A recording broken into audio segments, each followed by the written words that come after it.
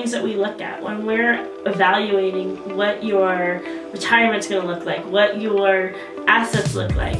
One of the other questions we're going to ask you about is your net worth.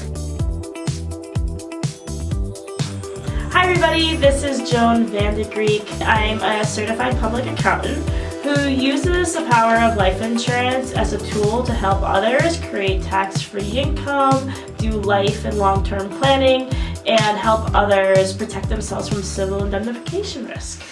One of the things that we look at when we're evaluating what your retirement's going to look like, what your assets look like, one of the other questions we're going to ask you about is your net worth. And a lot of times I think most of us think, okay, well, I have a car, I have a few tools, I have some cash in my account, I might have a little bit of equities like stocks, or I own my house, but I still have a mortgage on it, so I'm worth the sum of all those parts, right? Less the mortgage or the credit card debt. Most of the time, no. You're actually worth a lot more than that. And see, this is one of the things that we help to educate you on when we're having these conversations and we're talking about long-term planning. See, that's the number 2 part, that's the L, life and long-term planning of our signature method.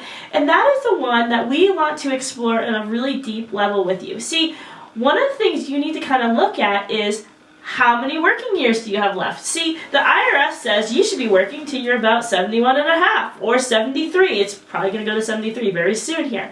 And if you're 30, that could be anywhere from 41 to 43 years. So, okay, fine, Joan. What is that worth? Well, it's really simple. What we would do is we would look at what you bring in annually in income, and we would multiply by those number of years. So we'll take, just to say, 73 less the 30, 43 years times your income is what you're worth, right? So perhaps you're making $100,000 a year. We're trying to keep easy math.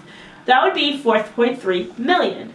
Well, if you just told me, well, I have about $10,000 in my checking account, I have about $100,000 in a money market account, and maybe my house is worth, after the mortgage, $200,000, I'm only worth $310,000. You can see there's a big disconnection, right? And if you have a young family, you're going to find yourself cutting yourself very short if your life insurance is only about $310,000.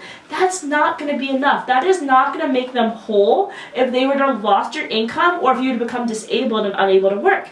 So as we explore what we're doing in our long-term and life planning, we're going to be talking about your net worth. We're going to be doing those kind of calculations. And don't get me wrong, we don't have to have all of that be cash value life insurance, but we're going to explore what does it need to really look like to not only make you whole in the immediate loss or disability phase, but what does it make your family whole to look like so that your spouse and loved ones never have to remarry or never have to look for other sources of income, that they can continue to live their lifestyle as if nothing has ever happened, and it gives them the chance to basically grieve and to celebrate you versus just trying to get by and trying to survive.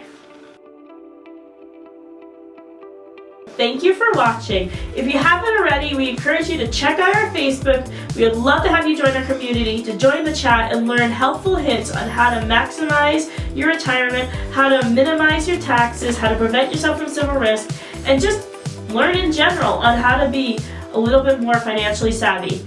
And if you haven't done so already, we would love for you to like and subscribe and keep watching our videos and check out our library. We have lots of good tips for you.